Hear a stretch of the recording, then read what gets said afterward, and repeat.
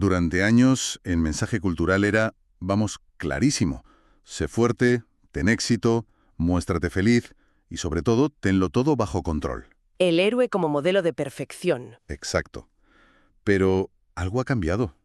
De repente, la fascinación ya no es con quien lo consigue todo, sino con personajes rotos, con el antihéroe que, más que ganar, simplemente sobrevive como puede. Y esa palabra sobrevive es la clave de todo. La fuente que vamos a analizar hoy, que son las notas y reflexiones de un psicólogo clínico sobre este fenómeno, lo plantea no como una simple moda. No es una tendencia. Para nada. Es un síntoma cultural, un espejo del agotamiento colectivo que, bueno, que estamos viviendo. Exacto. Y por eso hoy vamos a sumergirnos en ese análisis. Queremos entender por qué nos atrapan tanto estos personajes, especialmente en un medio tan inmersivo como los videojuegos. Claro. La misión es desentrañar cómo el fracaso de ese ideal moderno de perfección se refleja en figuras tan complejas como Joel de The Last of Us, o el nuevo Kratos de God of War, o Arthur Morgan. Lo interesante del planteamiento de la fuente es que no lo ve como una coincidencia. Lo conecta directamente con un concepto psicológico muy potente, el ideal del yo moderno. Que no es un ideal cualquiera, por lo que entiendo. No. Es una exigencia de éxito constante, de autoestima infinita y de un control emocional casi robótico. Nos pide ser una especie de CEO de nuestra propia vida, que además medita, va al gimnasio y nunca pierde la calma.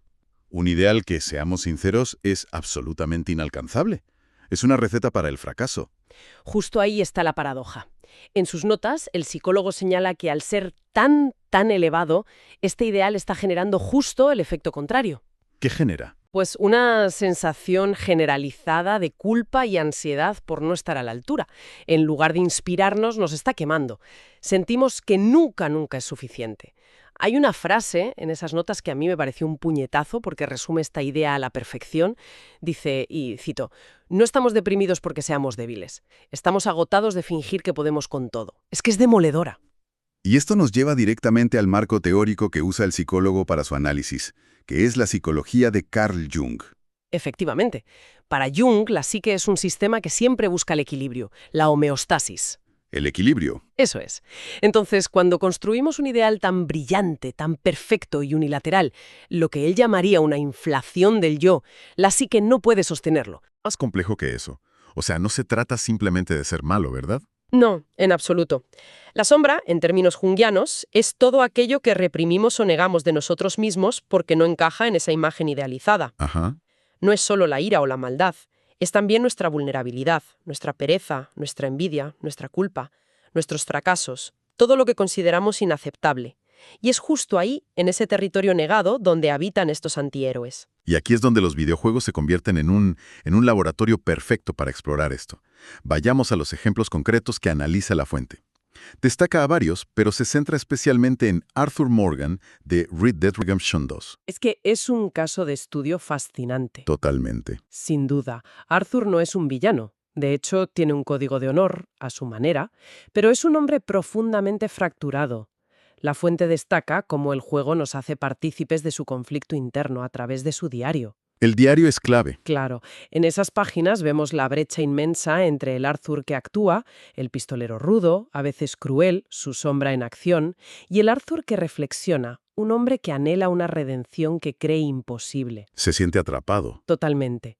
En una vida que ya no entiende. Además, el propio diseño del juego refuerza esa idea. El sistema de honor te obliga constantemente a tomar decisiones que te empujan hacia un lado o hacia otro. No es solo historia, es una mecánica. Exacto. Estás constantemente gestionando la sombra de Arthur. Y eso nos lleva al concepto junguiano clave, la integración de la sombra. Que no es eliminarla. No, eso es imposible. El objetivo es reconocerla, dialogar con ella y aceptarla como parte de uno mismo. El viaje de Arthur Morgan al final de su vida es un intento desesperado de integrar esa sombra. De que lo bueno pese más que lo malo. Eso es. Y por eso su final es tan increíblemente poderoso y conmovedor, elijas el camino que elijas. Su lucha es lo que nos conecta con él. Otro personaje que la fuente analiza de forma similar, pero con un matiz muy diferente, es Kratos en los últimos God of War. Él no busca redención como Arthur, su lucha es más interna. Más visceral. Es un caso distinto, pero igual de potente. El Kratos de los juegos originales era la sombra desatada, pura furia. Un arquetipo de la rabia. Casi una caricatura de la masculinidad tóxica. El nuevo Kratos es un hombre que ha visto las consecuencias de vivir en su sombra y ahora intenta, con todas sus fuerzas, reprimirla. Su lucha ya no es contra dioses externos, es contra sí mismo. Y el campo de batalla de esa lucha es su hijo, Atreus. Toda la narrativa gira en torno a su intento de ser un padre sin que el fantasma de Esparta, su propia sombra, lo devore a él y a su hijo en el proceso. Claro. Hay momentos en el juego en los que casi puedes sentir físicamente la tensión de Kratos por no explotar. Precisamente, el juego nos muestra que reprimir la sombra tampoco es la solución. La rabia de Kratos es parte de él, es una fuente de su poder. El verdadero reto, como le dice Freya, es aprender a controlarla. A usarla sin ser consumido por ella. Exacto. La famosa escena en la que tiene que recuperar las espadas del caos es una metáfora perfecta de la interrelación junguiana. Acepta su pasado, su naturaleza violenta, no para volver a ser el monstruo que era. Sino para usar esa fuerza con un propósito. Para salvar a su hijo, acepta su sombra para proteger la luz. Vale, entiende la conexión psicológica. Vemos en ellos una humanidad imperfecta con la que nos podemos identificar. El análisis clínico de La Fuente lo resume en una frase demoledora. El antihéroe valida el dolor que el ideal del yo niega. Es muy potente. No conectamos con la violencia de Arthur o Kratos, sino con su sufrimiento. Pero, ¿no hay un riesgo aquí? ¿No podríamos estar simplemente disfrutando de una fantasía de poder sin consecuencias? Esa es una objeción muy importante, y La Fuente la aborda directamente. Advierte que esta identificación tiene dos caras. Por un lado, es enormemente terapéutica. ¿En qué sentido? Pues ayuda cuando nos permite aceptar nuestros propios límites, cuando legitima el error como parte de la experiencia humana, nos ayuda a sentirnos menos solos en nuestro sufrimiento, sirve como una herramienta para la autocompasión. Te dice, está bien no ser perfecto. Está bien estar roto a veces. Exacto. ¿Y cuál es el lado peligroso? ¿Cuándo se convierte en un problema? Se vuelve un problema cuando esa identificación se usa para justificar la autodestrucción o la inacción. Cuando se romantiza el vacío existencial y se convierte en una excusa para evitar la responsabilidad personal. El clásico, soy así de complicado y no puedo cambiar. Justo.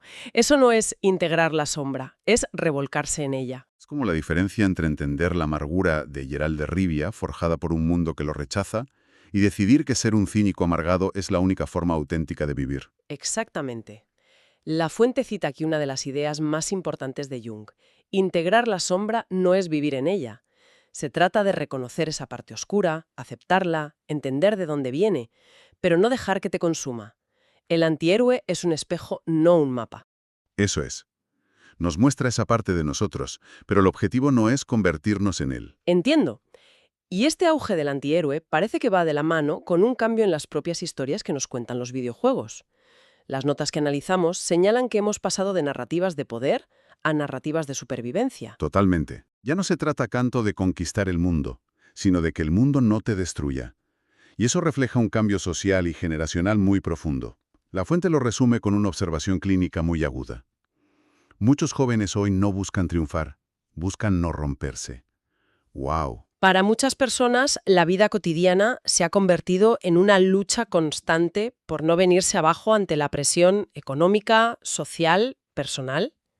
Por eso resuenan tanto historias como The Last of Us.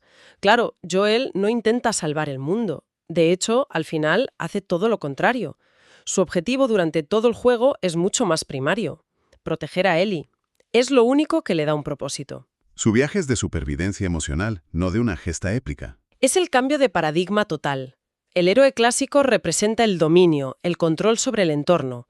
El antihéroe representa la resiliencia en medio del caos, la capacidad de seguir caminando a pesar de las heridas. Y eso en el contexto cultural actual es un mensaje mucho más realista. Y para muchos, más necesario que el del héroe que todo lo puede. Da que pensar sobre la presión que sentimos. Entonces, si tuviéramos que destilar la idea central de este análisis, ¿con qué nos quedamos? Para mí, la conclusión más potente es esa idea del antihéroe no como un modelo a seguir, sino como un espejo. Totalmente. Es un espejo que nos devuelve una imagen que el ideal del yo cultural intenta borrar a toda costa. La imagen de nuestro propio agotamiento. De nuestra imperfección y de nuestras contradicciones. Hay una cita directa del material que lo clava.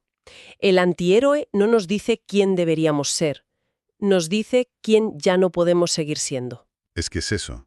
Refleja el colapso de un ideal de perfección que se ha vuelto sencillamente insostenible para la mayoría. Y eso nos lleva a una conclusión muy provocadora, que se extrae de las notas. A ver, quizás el verdadero acto heroico hoy en día no es ganar ni ser perfecto, ni tenerlo todo bajo control.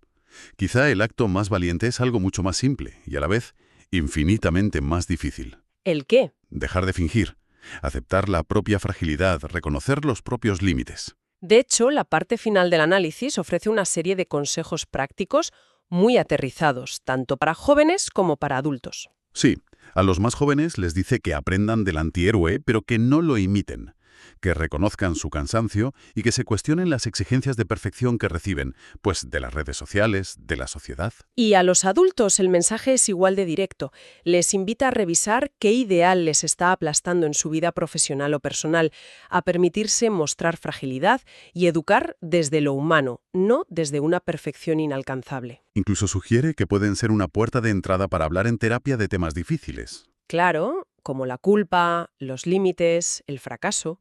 Es una herramienta fantástica. Y para terminar, el análisis nos deja con una reflexión final, una pregunta para que cada cual se la lleve y le dé unas vueltas. Sí, es una invitación a la introspección. La pregunta es, ¿qué ideal en nuestra propia vida nos está fallando? ¿Qué parte de nosotros mismos estamos reprimiendo para mantenerlo y necesita, con urgencia, un descanso? Es una forma de aplicar este análisis cultural a la propia biografía. Exacto. De ver en qué aspecto estamos intentando ser ese héroe perfecto e inalcanzable. Es una pregunta potente, desde luego. Hay una última frase en estas notas que creo que cierra el círculo de todo este análisis a la perfección. Dice, cuando el ideal del yo cae, empieza la posibilidad de ser real.